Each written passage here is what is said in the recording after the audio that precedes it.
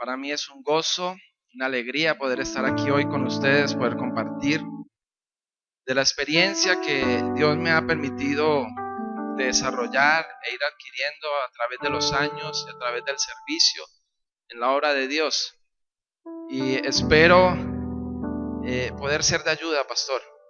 Espero poder ser de ayuda y espero que todo lo que Dios ha dado a mi vida, al compartirlo, pueda edificar la suya también, pueda ayudarles para servir a Dios con más excelencia.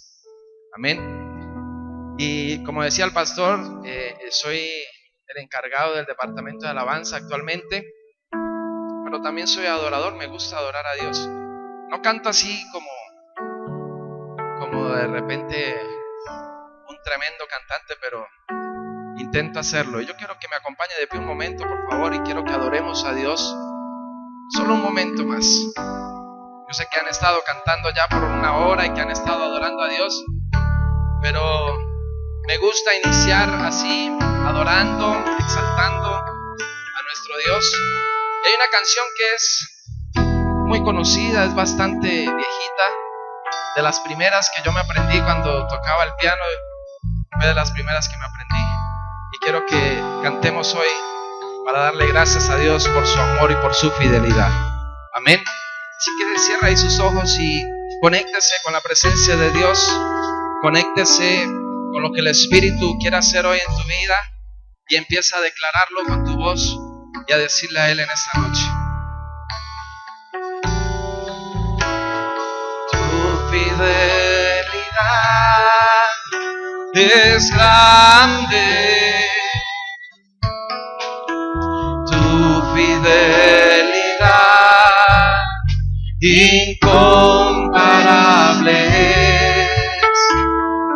Nadie es como tú, bendito Dios. Grande es tu fidelidad. ¿Qué tal si le dices una vez más? Empieza a declararlo. Tu fidelidad es grande, tu fidelidad incomparable. Nadie es como tú, bendito Dios. Grande es tu fidelidad. Oh, decláralo una vez más para Él. Tu fidelidad es grande, tu fidelidad incomparable es. Nadie como tú, bendito Dios. Grande es tu fidelidad,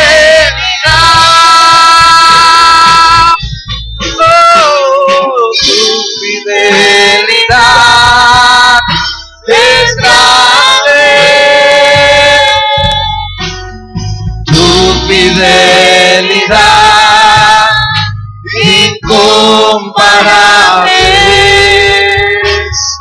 Nadie como tú, bendito Dios. Grande es tu fidelidad.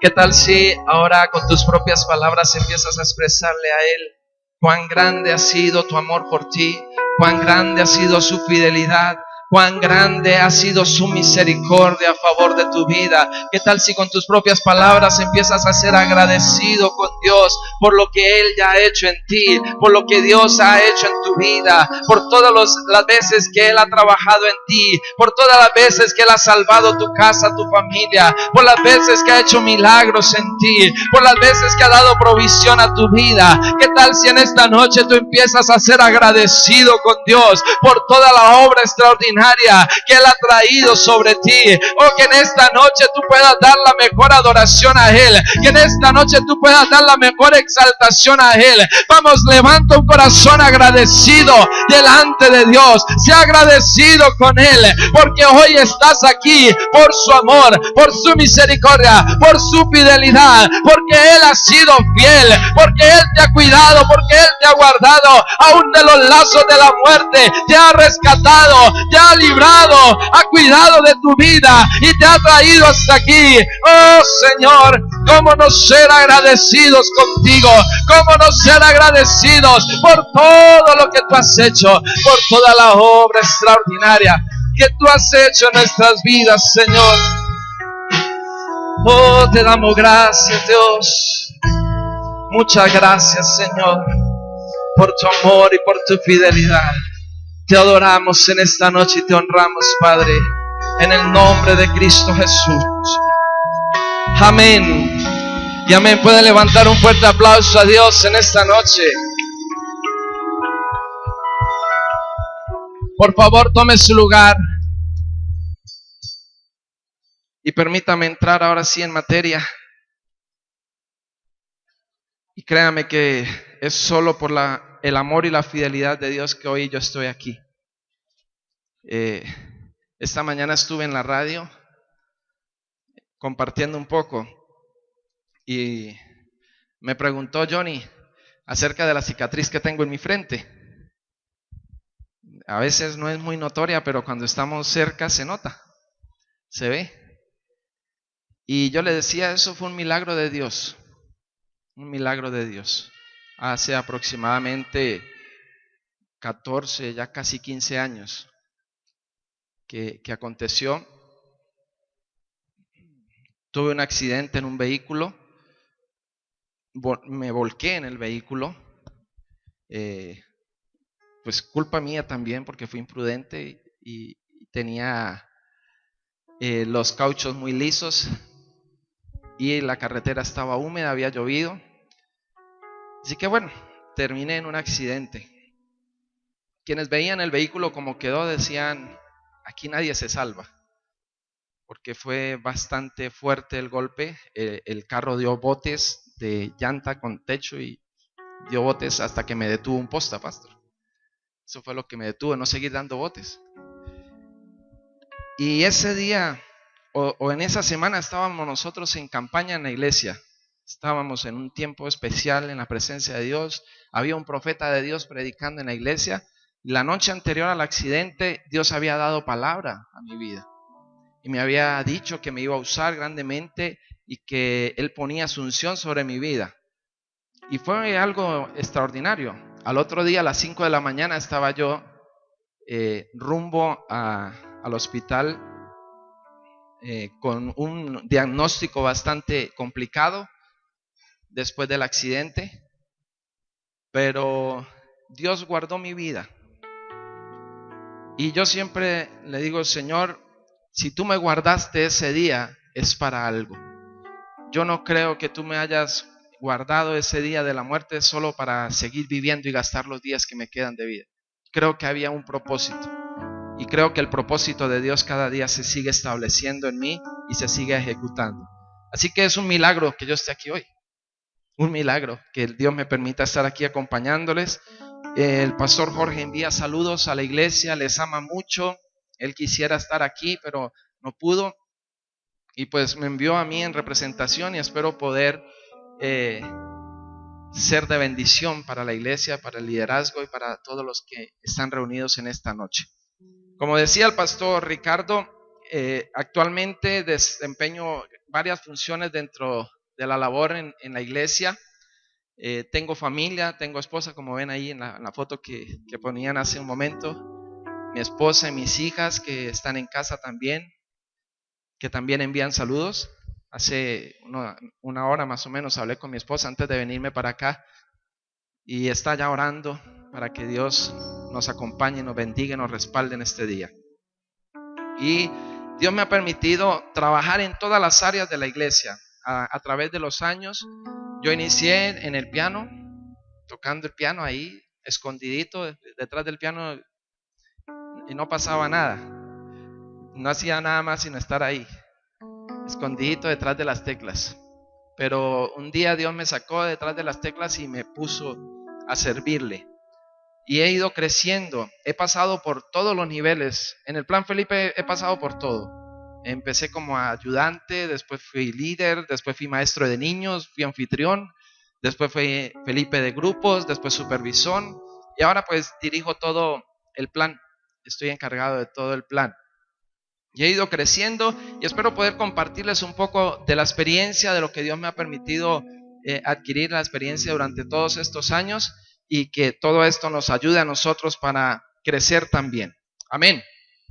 Bien, vamos a ir entonces con unas diapositivas que traje, donde vamos a hacer, hoy yo quiero que hagamos como un resumen en general de lo que es el trabajo de los grupos, y quiero poder darles algunas aplicaciones, algunas experiencias de lo que he podido vivir, aprender a través del trabajo, del desarrollo, de la visión que Dios nos ha dado del plan Felipe Integral. Y lo primero que quiero que tengamos claro son el vocabulario que usamos dentro del plan Felipe, porque es un vocabulario que es fuera de lo común, que ya cualquier iglesia sabe manejar o que conoce. Tenemos nombres específicos para cada una de las personas que hacen parte del proceso de cada uno de los ciclos. El primero es el amigo. Ya todos conocemos, el amigo es la persona que no ha aceptado a Jesús en su corazón, es el que viene por primera vez a nuestros grupos, es la persona que invitamos y a quien queremos compartirle el mensaje de la palabra de Dios. El segundo nombre es etíope, que ya este es el amigo que aceptó a Jesús. Una vez él acepta a Jesús, se convierte en etíope. Y ustedes conocen de por qué llamamos Felipe y etíope, por causa de la historia que encontramos en el libro de los Hechos de estos dos personajes. Después sigue Felipe, que es el hermano que ya se ha bautizado. El Felipe líder, que es la persona que se encarga de liderar el grupo bíblico. Después sigue el Felipe de grupos, que es la persona que tiene a cargo una red o una subred de 5 grupos bíblicos. Después sigue el supervisor de red, que tiene a cargo las 5 Felipe de grupos, o sea que a su cargo tiene 25 grupos bíblicos. Ese es el que hace la tarea de supervisión. Y luego el pastor supervisor, que aquí en este caso sería el pastor Ricardo, y que es el que tiene toda la responsabilidad de la iglesia. Ahora, el trabajo de los grupos es un trabajo bíblico. ¿Cuántos sabían eso? Dios nos envía a ir por las casas predicando el evangelio. Pero si no lo hacemos de la manera correcta, el trabajo en los grupos puede llegar a convertirse en una carga y puede llegar a convertirse en una labor extenuante y muchas veces sin fruto y sin resultado. Entonces, una de las cosas importantes que nosotros necesitamos aprender dentro del trabajo es lo que dice la palabra en Proverbios capítulo 27, versículo 23. Dice, sé diligente. ¿Sé qué? ¿Cómo tenemos que ser? No, pero será por el frío, pastor. Yo no los escucho acá, o será que están muy lejos. ¿Sé qué? Eso, así estamos mejor. Sé diligente. ¿Y qué es una persona diligente? La que se queda en casa viendo la novela. Sí. ¿Qué es una persona diligente? La que ora solo cuando viene a culto. La que viene solo el domingo a culto a ver qué le dice el pastor para toda la semana. ¿Qué es una persona diligente? Es una persona activa, proactiva. No es reactiva, sino proactiva. Eso es una persona diligente. Ahora, ¿en qué tenemos que ser diligentes? Dice, en conocer el estado de tus ovejas. Y ahora, quiero que me interprete bien esto, pero cada líder en su grupo se convierte en el pastor de su grupo. No que sea un pastor nombrado y que vaya a tener una iglesia, pero el líder dentro de su grupo es el pastor de su grupo. porque Él es quien está enseñando, quien está alimentando, quien está dirigiendo a todas las personas que están en ese grupo. Entonces, el líder tiene que convertirse en una persona diligente en conocer el estado, la condición en que están cada una de las personas que tiene a su cargo, porque es una responsabilidad grande que Dios ha entregado en sus manos y que tendremos que dar cuentas a Dios por el trabajo y por la forma como tratamos a estas personas. Así que es importante que nosotros tengamos en cuenta el conocer la condición, el estado. A veces es difícil que el pastor Ricardo pueda acercarse a todo mundo y que pueda atender a todo mundo, pero cuando tenemos la estructura del liderazgo, el líder puede ayudarnos a atender los casos que antes nosotros no podíamos atender.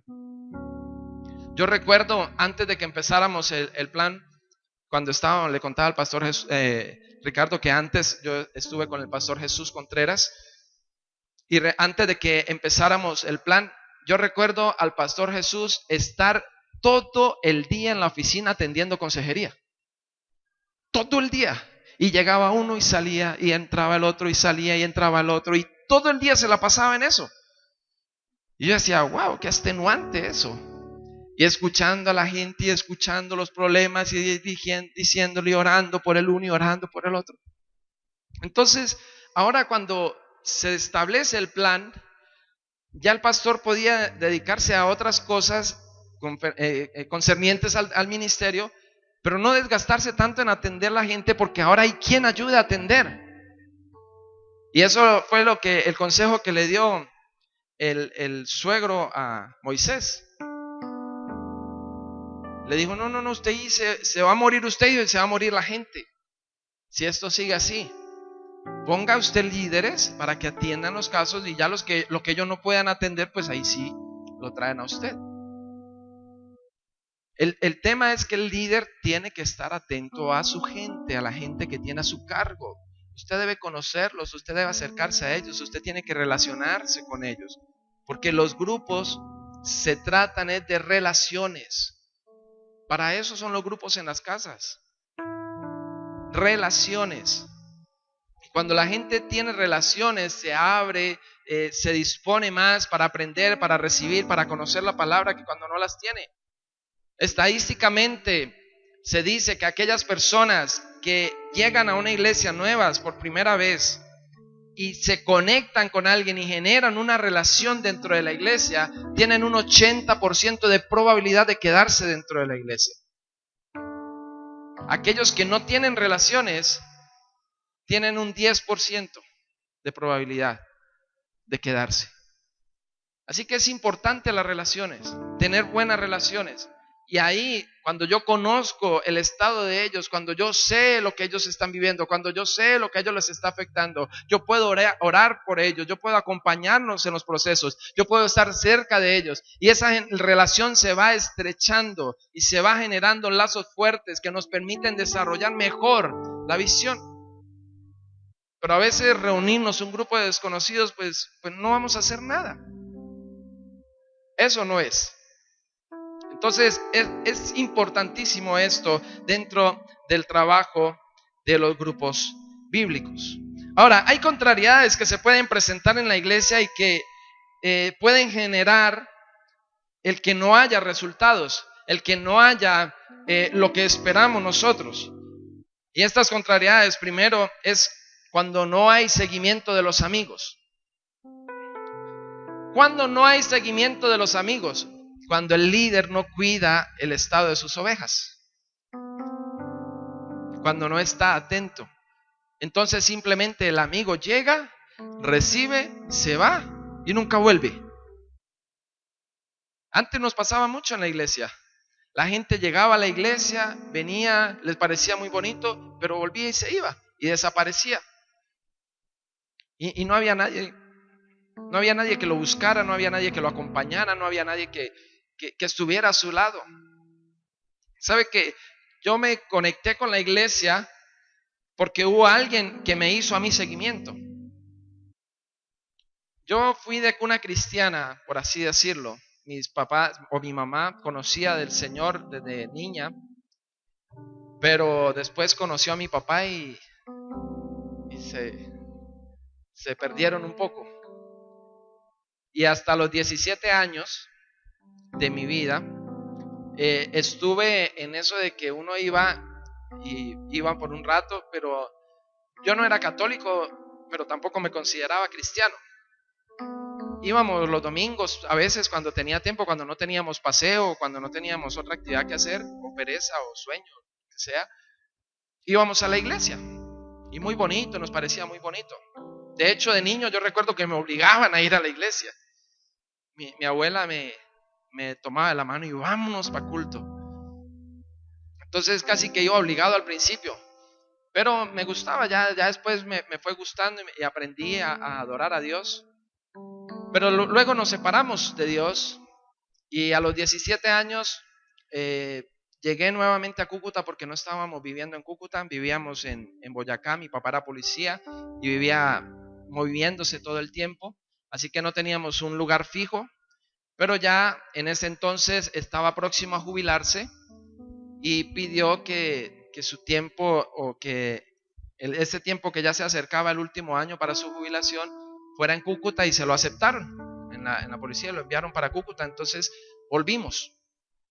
Y cuando yo llegué a la iglesia, lo que a mí me amarró en la iglesia, porque de hecho yo era de la cuadrangular. Mi mamá se crió fue en la cuadrangular y yo todo el tiempo estaba en la cuadrangular. Pero había una tía que se había convertido en el centro cristiano y nos hablaba mucho de la iglesia que estaba en La Libertad. Y nosotros pues toda la vida vivimos en ese sector. Así que pues dije, vamos a escuchar a ver qué pasa allá, qué dicen allá. Y cuando llegué, estaban en la puerta los líderes de jóvenes. Y lo primero que hicieron cuando me vieron a mí, a mi hermano, que somos casi de la misma edad, nos llevamos año y medio, nos abrazaron, nos saludaron, nos dieron la bienvenida. Yo me sentí como en casa. Yo dije, wow, si esto es aquí todo así, genial. Así que entré, disfruté del culto. Ya con eso yo me dispuse de una manera pero impresionante. Porque yo venía como con temor, como mirando, y yo no conozco a nadie, aquí no hay nadie, yo no sé quién está aquí, no conozco al pastor, a nadie. Así que uno llega como con temor, como así, como todo tímido. Fuera eso, que yo era bien tímido. Pero cuando llegué y ellos me recibieron de esa manera, yo me sentí en casa, yo me sentí bien, yo me sentí amado, yo me sentí valorado. Y al salir volvieron otra vez, nos tomaron, nos abrazaron, nos preguntaron qué hacen, dónde van, qué están haciendo, nos acercaron, nos invitaron al culto de jóvenes y ahí me conecté a partir de ahí. Pero si no hubiese estado esa conexión, de pronto todavía estaría yo dando vueltas buscando iglesia, a ver qué aparecía. Pero las relaciones son muy, muy, muy importantes. Hay que hacer seguimiento a los nuevos. Ellos me llamaban, ellos estaban pendientes de mí. Y eso me ayudó a mí a afirmarme y a poder empezar a tener un desarrollo en el Señor. Lo segundo es que las vidas llegan por misericordia de Dios. Hay gente que llega a la iglesia solo por la misericordia de Dios. Y yo creo que muchos de los que estamos aquí somos resultado de eso. Yo soy resultado de eso. No es que me hayan invitado, no es que me hayan rogado, no. Por la misericordia de Dios fue que llegué y volví a la casa de Dios. Y a veces puede suceder eso, que la gente llega por la misericordia. Lo otro que sucede, la otra contrariedad, es que los nuevos quieren trabajar, pero no hay espacio para eso. A veces se generan lo que llamamos las roscas. Ahí donde se cierran y solo el grupo que está, y ya nadie más puede entrar, ya nadie más puede hacer parte de. Entonces cuando llega el nuevo se siente excluido, se siente aparte, y ellos quieren hacer, ellos quieren trabajar, ellos tienen habilidades para hacer algo, pero no se usan, no se aprovechan. Y en la iglesia nosotros tratamos de aprovechar al máximo las habilidades de las personas que llegan. Si alguien es bueno en algo, usémoslo para eso, aprovechémoslo. Y hablaba hace un momento con el pastor y me decía acerca del área de la publicidad. ¿Cómo hicimos? Un muchacho que se levantó en la iglesia y era bueno para diseñar, y era bueno, listo, venga papá, lo necesitamos aquí, haga. El otro que le gusta trabajar con computadores, venga, ayúdenos acá a la proyección, ayúdenos a trabajar. Y así vamos aprovechando los talentos, las habilidades, vamos abriendo espacio. Pero a veces dentro de la iglesia nos cerramos y a veces la gente le da hasta temor preguntar si puedo o no puedo. No, la iglesia debe ser un espacio abierto para que todos podamos servir. Lo otro es que las vidas se pierden o se van y nadie se da cuenta. Nosotros en este momento estamos tratando de poder retener un poco eso, de tener un poco esa condición. Porque el crecimiento que Dios nos ha ido dando, a veces nos queda difícil conocer a la gente que hace parte de la iglesia.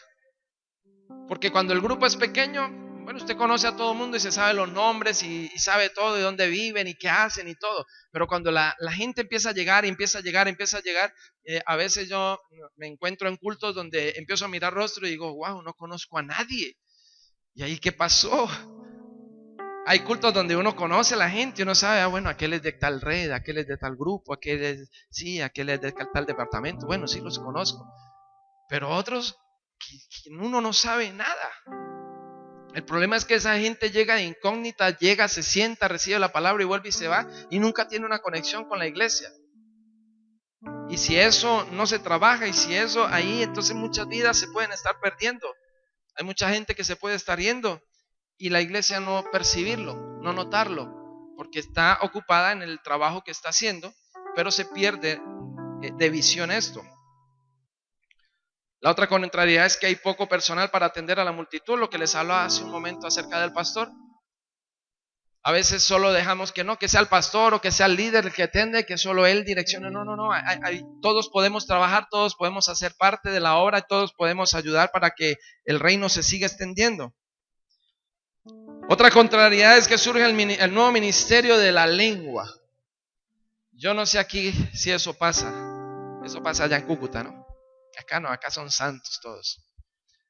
Pero ¿sabe? Cuando estamos metidos ahí como en esa misma rosca y como que lo mismos con los mismos, entonces como ya no hay nada nuevo que hacer, no hay nada a alguien nuevo a quien edificar, a alguien nuevo a quien enseñar, entonces empezamos a darle rienda suelta a la lengua. Y no que hablen en lenguas, sino que la utilizan de manera equivocada. Y eso hace daño. Usted no se imagina cómo eso hace daño. Tremendo. Otra contrariedad es que hay muchos convencidos, pero pocos arrepentidos. Y en la iglesia puede presentarse eso. Mucha gente que, bueno, yo soy simpatizante. ¿Ha escuchado usted esa frase? Es que yo voy porque yo soy simpatizante del evangelio. Pero no está convertido realmente, no está arrepentido. No ha dado su vida a Dios por completo. Y eso puede presentarse. Y dice, circulan muchas chivas entre las ovejas. ¿Qué significa eso?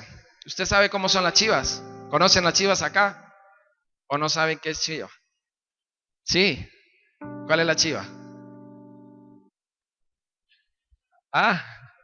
El cabrito. ¿Cuál es el cabrito? La chivita. ¿Qué hace? Vive saltando, ¿cierto? De un lado a otro, brincando la cerca, buscando a ver quién predica mejor. Aquí este pastor me gusta, este pastor no me gusta, y vive brincando de un lado a otro, vive saltando. Eso puede surgir. Pero, ¿qué podemos hacer entonces con todas estas contrariedades? ¿Cómo podemos enfrentarlas? ¿Cómo podemos vencerlas? La palabra de Dios nos dice en Mateo capítulo 28, versículo 19. Permítame, lo leo para no equivocarme.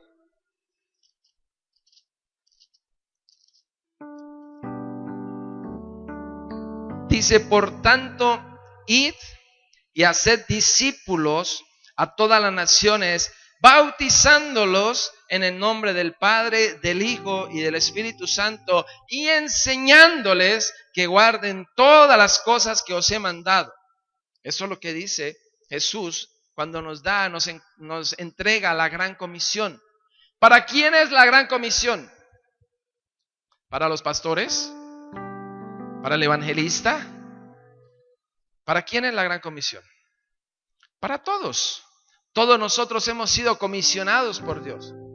Así que en la iglesia no puede haber alguien que diga, ay, es que yo no sé, pastor, yo como que no he identificado cuál es el propósito de Dios para mi vida. Varón o hermana, léase Mateo capítulo 28, versículo 19. Todos hemos sido comisionados para predicar la palabra de Dios, para llevar el mensaje de Dios a donde quiera que usted y yo vayamos. Allá tenemos que predicar.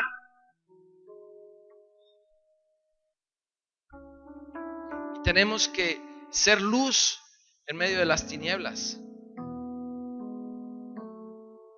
Dijo un pastor,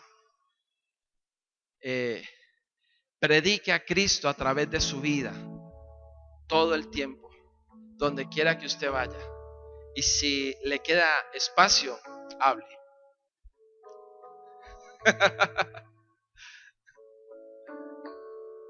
Así que debemos ser un testimonio vivo.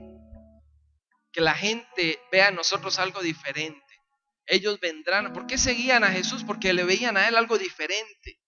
Por eso la gente se ponía a sus pies para escucharlo, porque lo veían diferente. Él no era como los demás sacerdotes, como la religión tradicional. Él no estaba en la misma nivel, Él estaba por encima de ellos. Y la gente percibía eso. La gente tiene que percibir a Dios en tu vida. La gente tiene que percibir la gracia de Dios sobre ti. La gente tiene que ver un testimonio vivo, que no sea solo palabras que salen por tu boca, sino que tú puedas vivenciarlo, puedas demostrarlo con tu forma de vivir, con tu forma de expresarte, con tu forma de comportarte delante de la gente, delante de la sociedad. Tenemos que ser ejemplo vivo de la palabra de Dios. A eso somos llamados. Id y haced discípulos. Y la promesa que Dios nos da es que Él estará con nosotros todos los días hasta el fin. Así que tú no vas a hacer la labor solo ni sola. Dios va a estar contigo.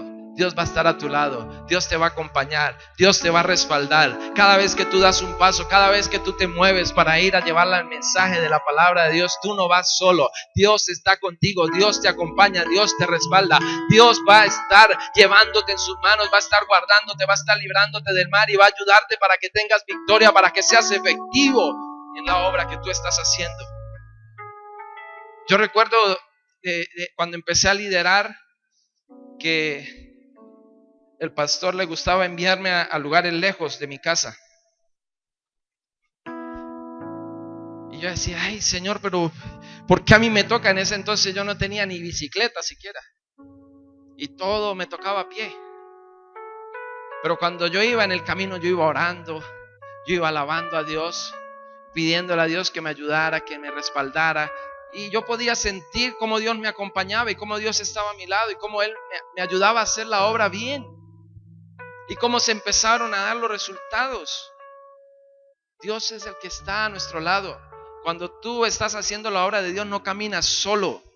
Nunca vas a caminar solo. Dios va a estar contigo. Dios te va a respaldar. Dios va a estar de tu lado. Él va a hacer cosas grandes a favor de tu vida y a través de tu vida. Amén. Dice la palabra en Romanos capítulo 10 versículo 13 al 15. Y todo el que invocare el nombre del Señor será salvo. Pero luego empieza a decir,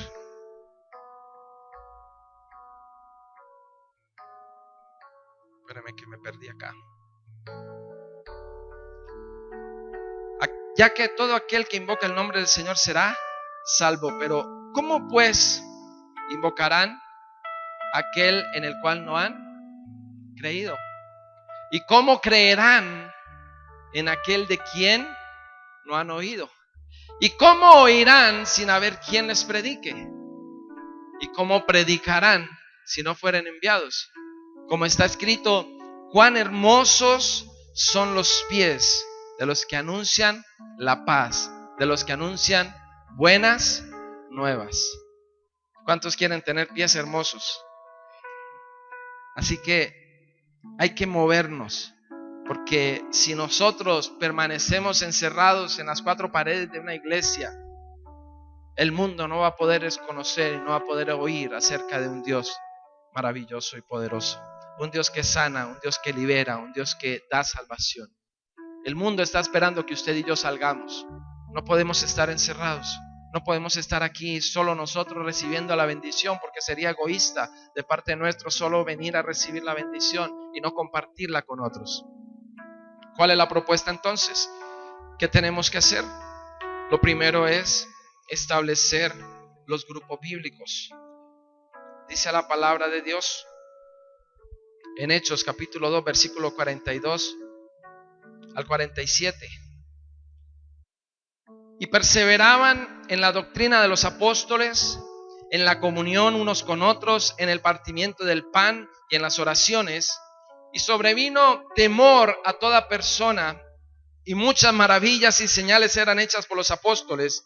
Y todos los que habían creído estaban juntos y tenían en común todas las cosas. Vendían sus propiedades y bienes y los repartían, y a todos según la necesidad de cada uno. Perseveraban unánimes cada día en el templo, y partiendo el pan en las casas, comían juntos con alegría y sencillez de corazón, alabando a Dios y teniendo favor con todo el pueblo. Y el Señor añadía cada día a la iglesia los que habían de ser salvos. Amén. Ese es el testimonio de la iglesia primitiva, de lo que hacían los apóstoles, y es lo que nosotros replicamos al hacer los grupos bíblicos. Entonces permanecemos en la doctrina, compartimos la doctrina, enseñando la doctrina a aquellos que no la conocen, en comunión unos con otros, y ahí es donde necesitamos desarrollar relaciones. Si tú no desarrollas buenas relaciones en tu grupo bíblico, no vas a tener éxito en la labor que estás haciendo. Nuestra labor se trata de relaciones. Por eso Jesús llamó a sus discípulos para que estuvieran con Él. Él no los comisionó y los envió e inmediatamente recibieron la palabra. Él primero generó relación con ellos. Él primero los tuvo a su lado. Él primero permitió que ellos vieran lo que Él hacía, que ellos recibieran directamente de Él, que ellos aprendieran de Él. Jesús estableció relaciones fuertes con sus discípulos. Los llamó para que estuvieran con Él. Así que debe haber esa comunión. Necesitamos desarrollar esa comunión. Cuando tú tienes una buena comunión, una buena relación con la gente de tu grupo, vas a ver cómo tu grupo avanza, vas a ver cómo tu grupo conquista, vas a ver cómo tu grupo llega lejos. Dice en el partimiento del pan. Nosotros hacemos refrigerio. ¿Ustedes manejan refrigerio aquí, pastor? Eso es extraordinario. Hay gente que a veces se queja: ay, pero pastor, ¿por qué toca hacer eso? Que eso es carga, que toca sacar todas las semanas. Pastor, usted no sabe cómo estoy yo, que no tengo ni para comer en mi casa. Y como... Bueno, eso pasa allá en Cúcuta, ¿no? Pero cuando nosotros compartimos, ¿sabe que de las más grandes enseñanzas que Jesús dio a sus discípulos se las dio frente a la mesa, comiendo y compartiendo con ellos? Además, los cristianos somos buenos para comer, ¿no? Dice un amigo mío que antes me gastaba la plata emborrachándome, ahora me la gasto comiendo. Porque el cristiano no toma, no fuma, no hace nada de eso, pero come, que da miedo. Pero hay que aprovechar, y es un momento hermoso donde aprovechamos para compartir con la persona, para compartir con el nuevo, para hablar con ellos, para acercarnos a ellos. Es un momento especial. Cuando la gente está comiendo, está tranquila. Cuando la gente está comiendo, está relajada. Usted puede hablarle ahí, usted le pide los datos, todo, y ellos suavecito llegan y te dan todo. Porque si no, están todos tensionados, están así, pero cuando comen se relajan. Es así. Así que es importante eso. Y los apóstoles lo hacían también. Lo siguiente, las oraciones. ¿Sabe? La victoria del grupo está en la oración.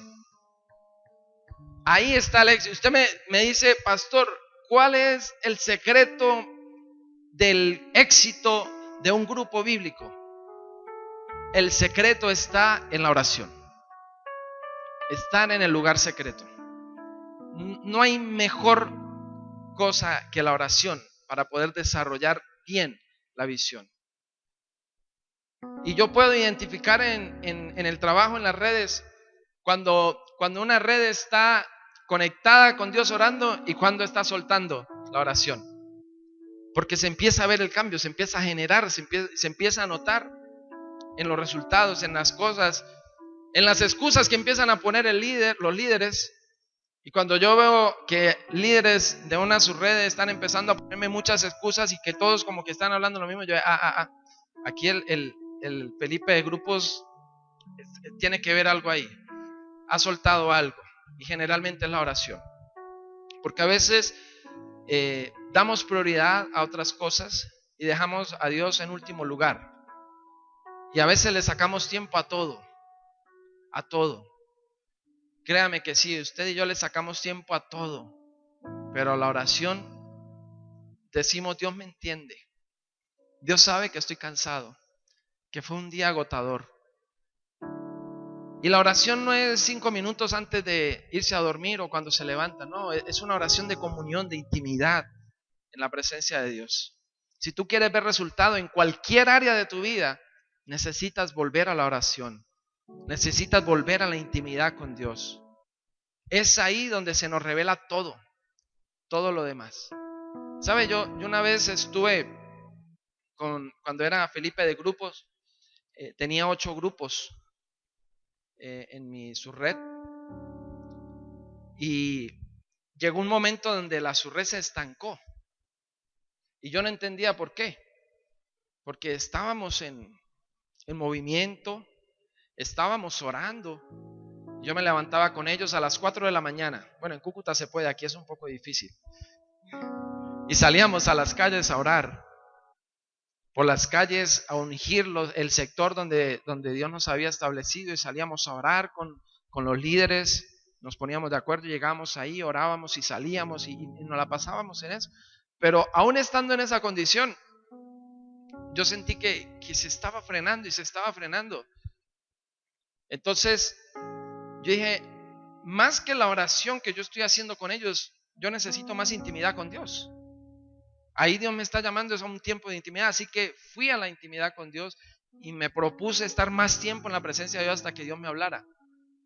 Y recuerdo estar como una semana en eso, buscando, hasta que un día Dios me dio una palabra.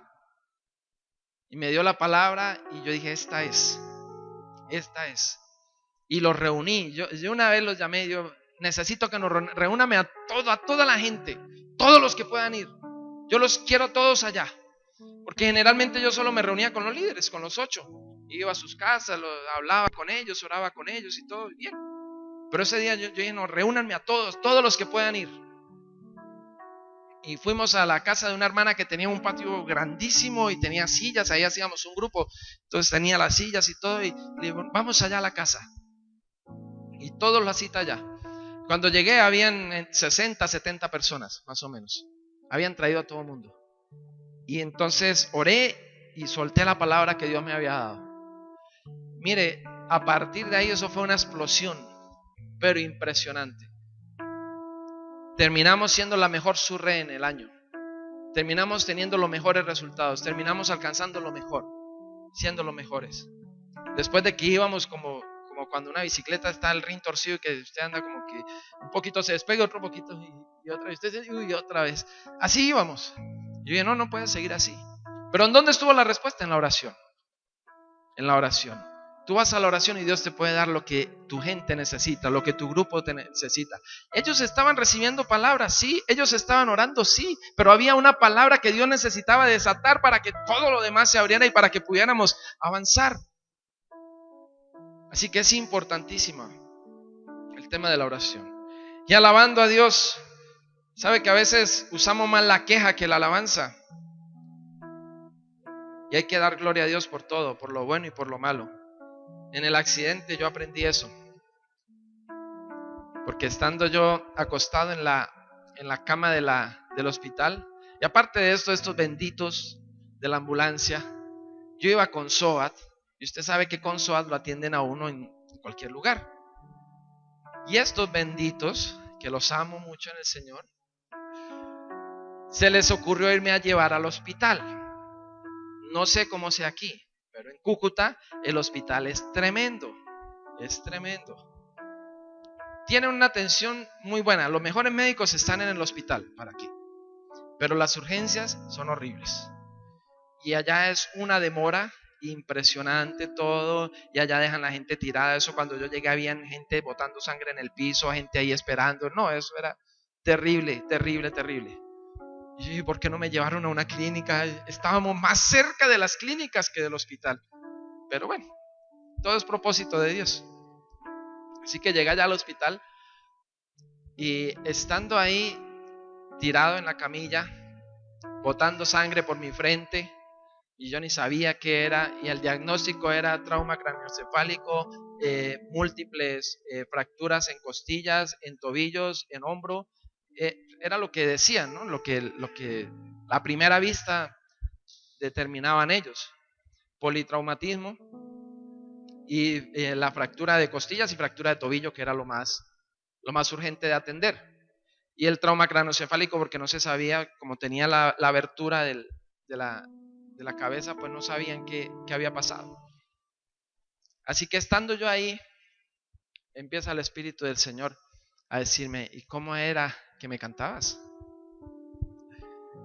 Y se me viene a mi mente: en todo tiempo te alabaré, en todo tiempo te adoraré.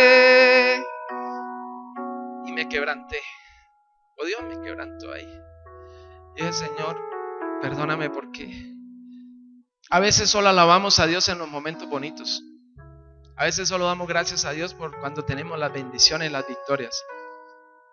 Pero no entendemos cuando pasamos por procesos, y ese fue un proceso para mí. Y aprendí a adorar a Dios mejor, porque lo adoré en medio de mi crisis, en medio de mi momento difícil. Ahí adoré su nombre.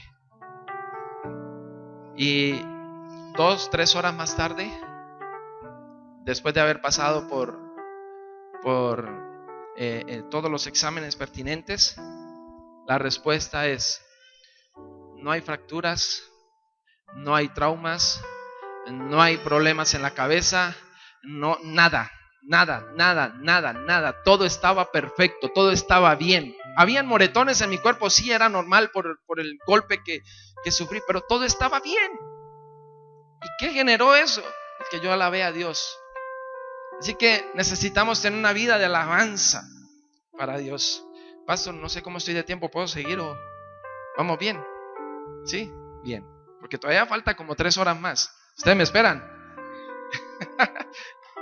Bien. Adore a Dios en todo tiempo. Eso es lo mejor. Cuando tú te veas que la situación te aprieta, adora a Dios. Tu adoración puede hacer que se desate lo mejor de Dios a favor de tu vida y de tu casa. Los mejores milagros en mi vida los he visto cuando he dispuesto mi vida para simplemente adorarlo a Él. Y Él hace maravillas. Ahora, la estrategia de los grupos es una estrategia, divina. No fue establecida por hombres, no fue diseñada por hombres, fue diseñada por Dios y transferida al ser humano. Es una estrategia que provee organización, que da organización a la iglesia y que permite que toda la iglesia funcione. No sé aquí, pastor, pero allá en La Libertad, si alguien está en un departamento, sí o sí pertenece al Plan Felipe. Debe estar.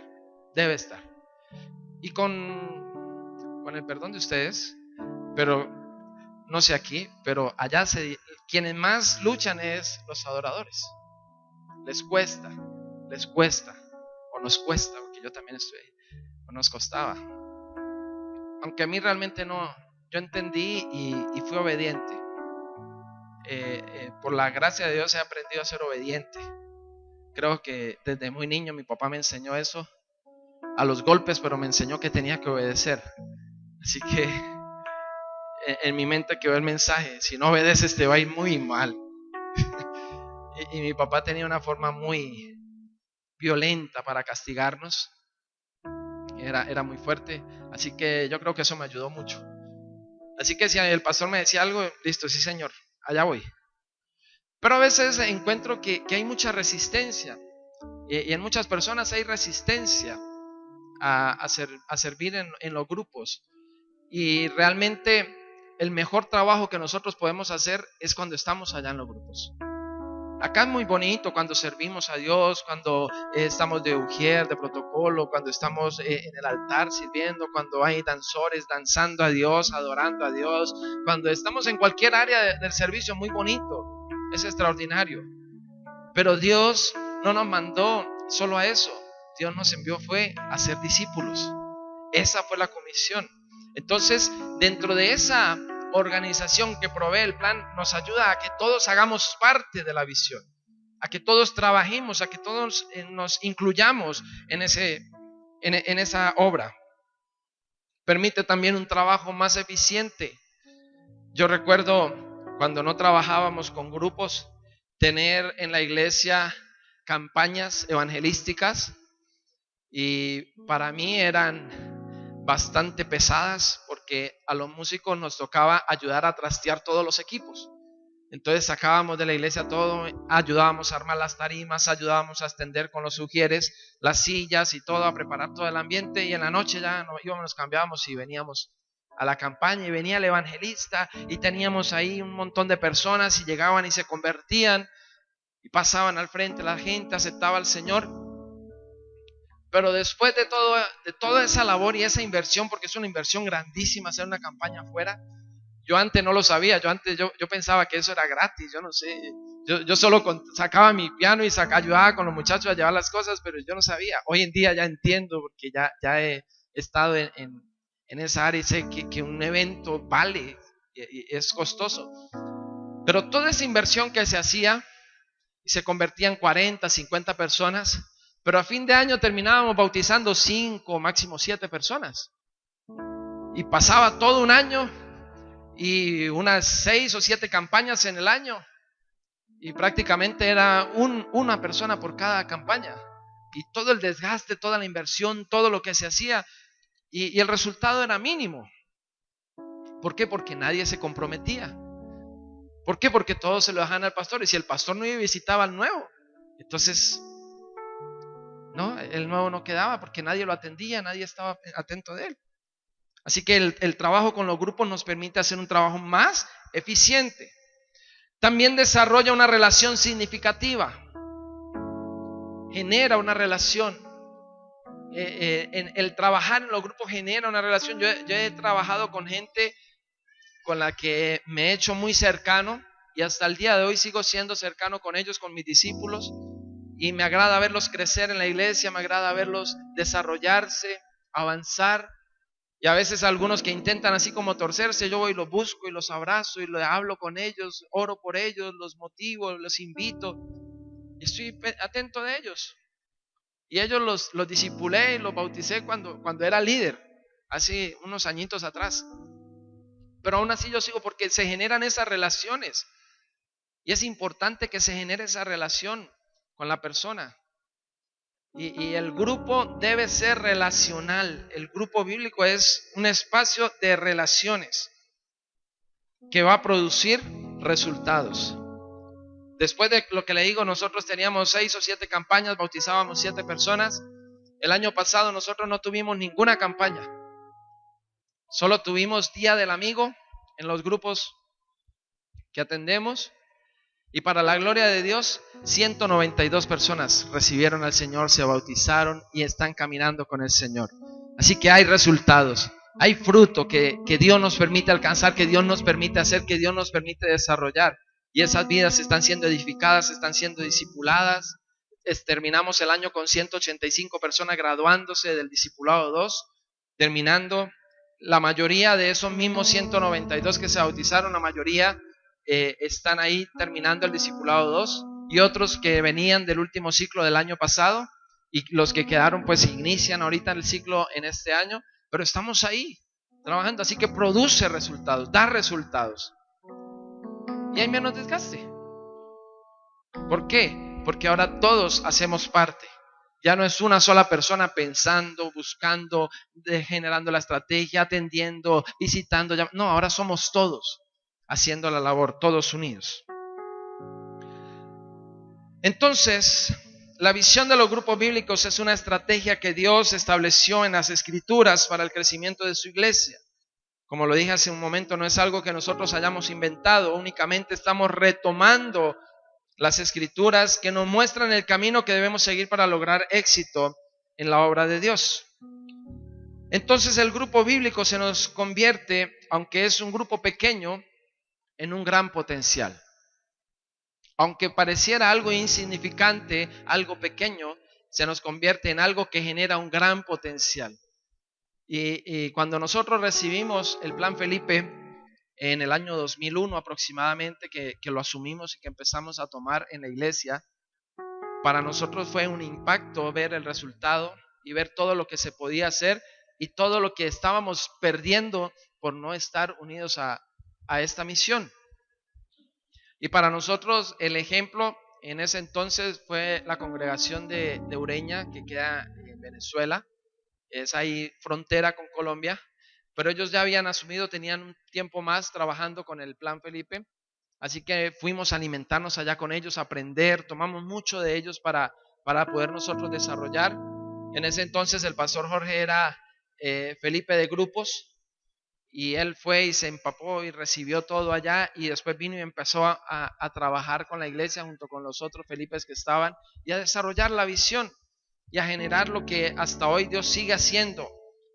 Y empezamos a encontrar que hay un tremendo potencial en esos grupos que parecen pequeños e insignificantes, pero que realmente pueden producir grandes frutos para el reino de Dios.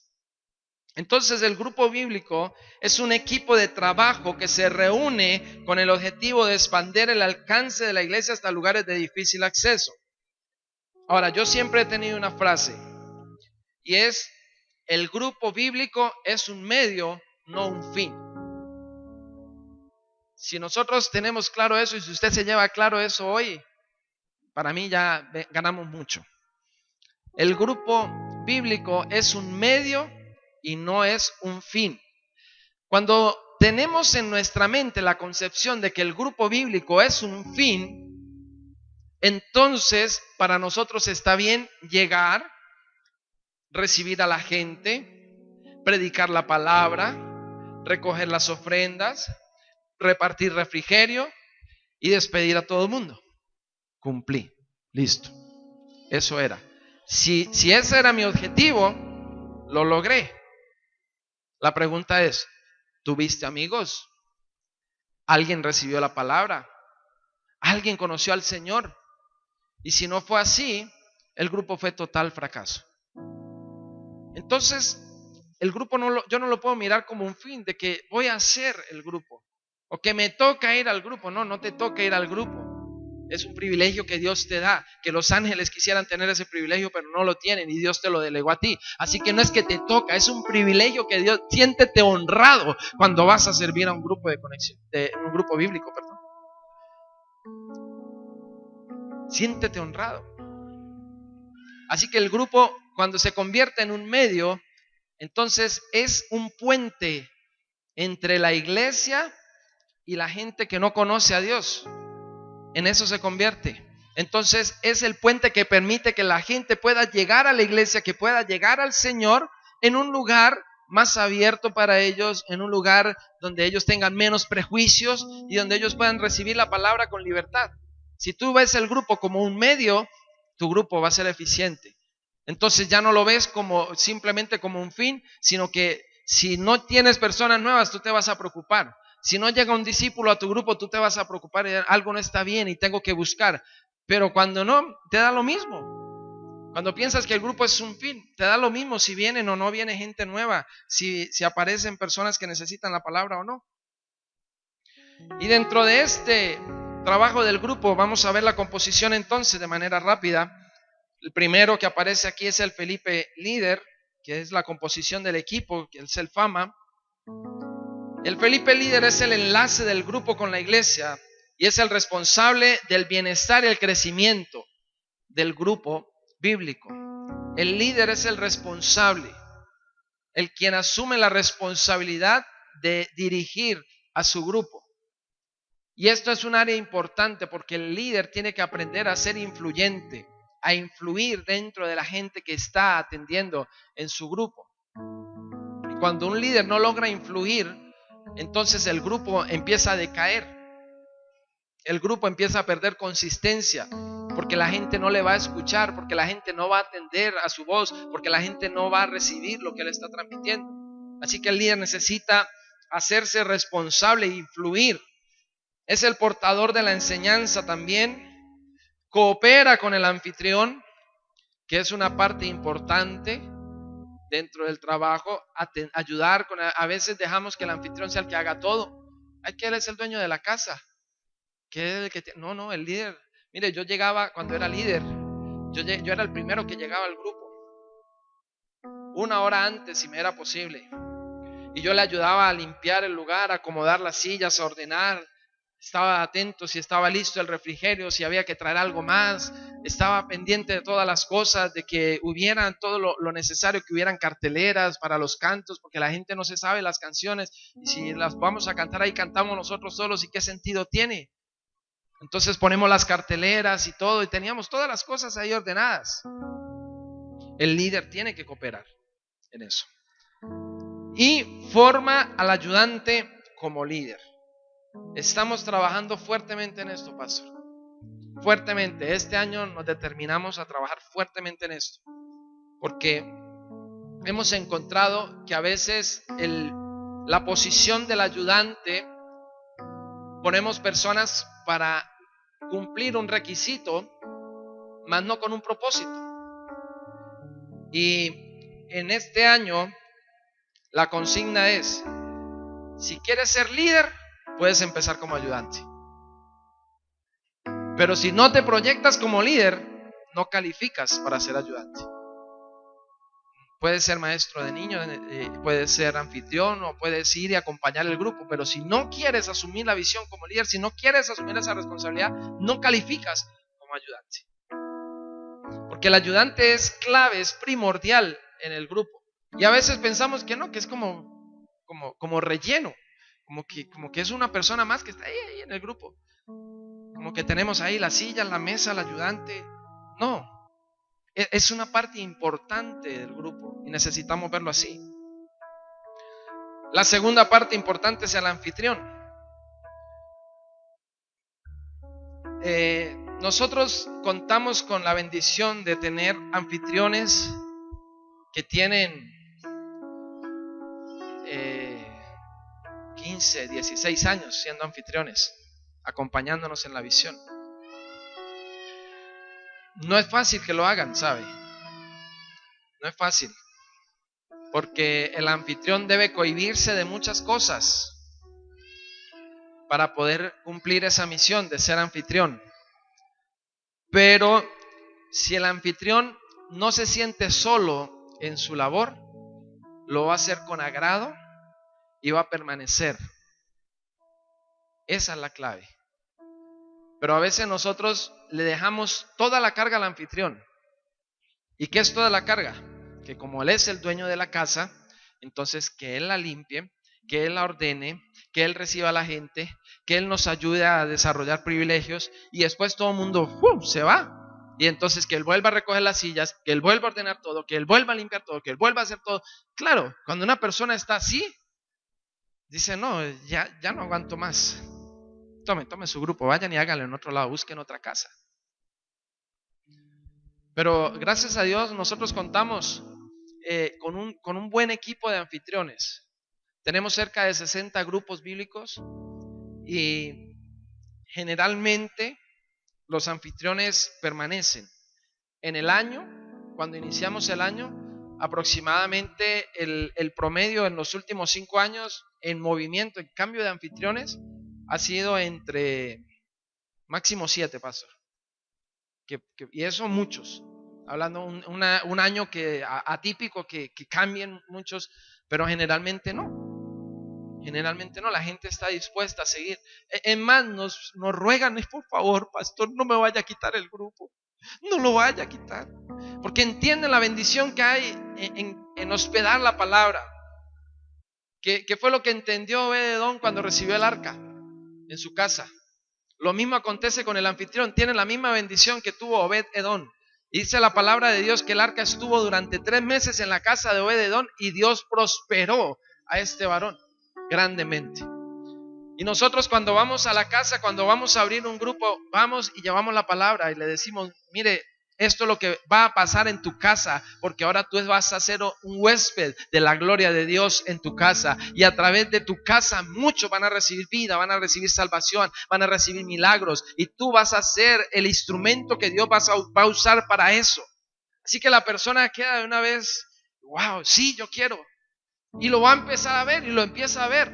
Así que ellos no quieren renunciar.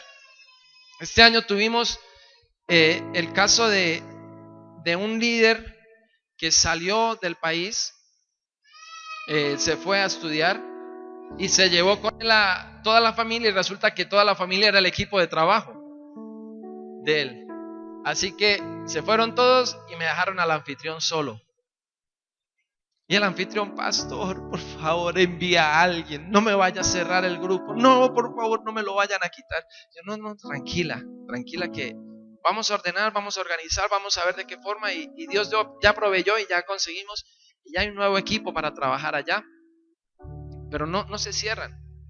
Es muy, muy rara la persona que dice, no, ya no más, ya no. Ahora, ¿cuándo tenemos dificultad? Cuando nosotros no escogemos bien al anfitrión. ¿Por qué? Porque el anfitrión, uno, dispone y prepara su hogar para albergar el grupo, para permitir que se desarrolle el grupo. Para hacer eso, la persona, uno, debe ser una persona cristiana. Debe abrir el espacio para que pueda estar el grupo y quitar todo tipo de interrupción. Porque si el grupo lo hacemos en la sala de la casa, por ejemplo, pero llegamos al grupo y está el señor ahí viendo las noticias o viendo el fútbol y no quiere apagar su televisor porque es su casa y el señor no es cristiano, pero la hermana sí. Y la hermana dijo, no, sí, venga, pastor, venga, tranquilo, venga, haga aquí. Pero después tenemos ese inconveniente y a veces terminamos por allá en el patio haciendo el grupo. Entonces es importante que escojamos bien al anfitrión, es una pieza clave. Si no escogemos bien al anfitrión, vamos a tener dificultades. Cada vez que yo he pasado la experiencia, cada vez que nos hemos equivocado con el anfitrión, siempre es un grupo problemático. O no falta el grupo donde llega uno y apenas llega el líder, todo el mundo, todas las puertas se cierran y todo el mundo se encierra en su cuarto. Y a veces allá desde el cuarto uno escucha la película, escucha lo que están, o los gritos del uno peleando allá con el otro, y uno en el grupo y uno no sabe cómo enseñar y cómo hablar y con todo eso. Hay que el anfitrión presta su casa, pero es más que prestar su casa, es crear el ambiente propicio para que la palabra de Dios pueda llegar al oyente. En otros grupos una vez tuvimos un grupo, y esto le pasó fue al pastor Jorge, y el grupo se hacía en el patio de la casa porque la casa era pequeña, pero tenía un solar amplio. Pero cuando llegó al grupo el pastor, cuando eso él era Felipe de grupos, llegó y la hermana había lavado ropa ese día y estaba toda la ropa ya, las banderas puestas. Y bien, pues el grupo estaba listo para empezar el grupo, pero el lugar no había sido adecuado. Y llega el pastor, se siente, encima habían quedado los calzones de la hermana.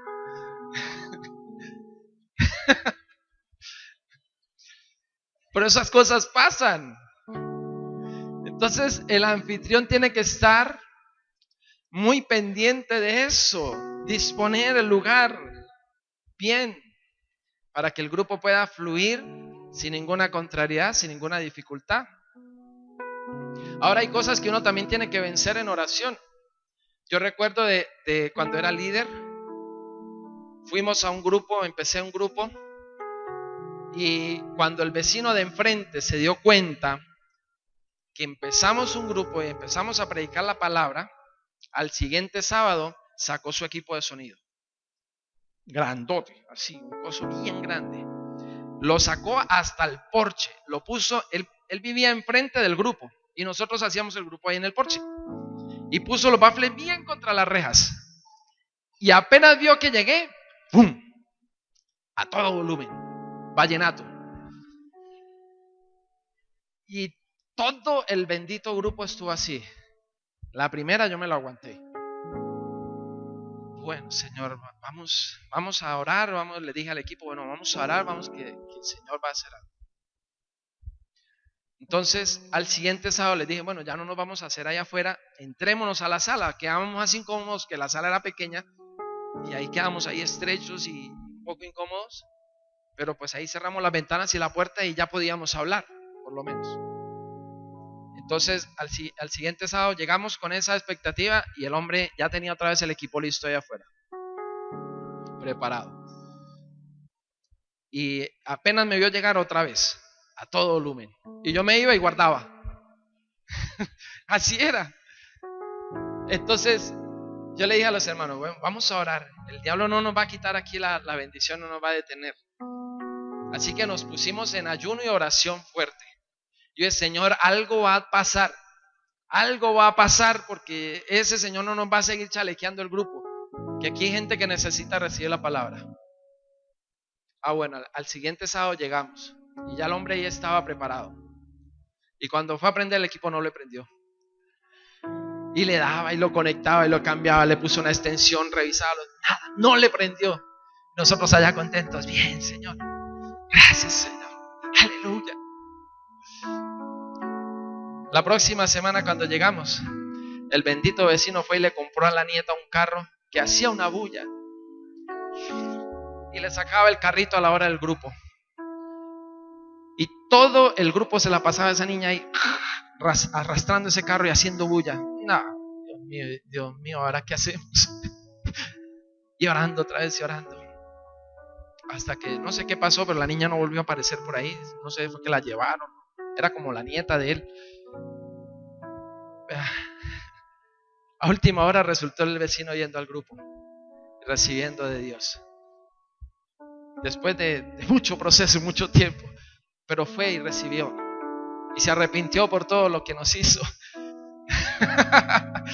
Pero necesitamos estar ahí. Esto es un trabajo espiritual. Es un trabajo espiritual. Y si usted quiere cualquier dificultad que se le presente, usted la va a vencer, es espiritualmente. Usted no se ponga a pelear con la gente, usted no se ponga a pelear con los vecinos, no, usted vaya a la oración. Dios va a dar respuesta a la oración. Tuvimos otra, perdón, ¿estamos bien? ¿Hasta ahí? Bueno, dejamos hasta ahí. Permítame terminar acá con los otros dos pasos rapidito. El anfitrión coopera con el líder y da testimonio. Es importante eso. El siguiente es el maestro de niños, que se ocupa de los niños, los edifica en la palabra. Nosotros no solo entretenemos a los niños, sino que les enseñamos y los impulsamos a ser mensajeros. ¿Sabe? Tenemos testimonios de niños que han traído a sus papás para que reciban la palabra después de que ellos han estado conectados ahí en el grupo, que han recibido la palabra, y luego los papás han visto el cambio en los niños y han venido por ellos. Así que el trabajo del maestro es muy importante.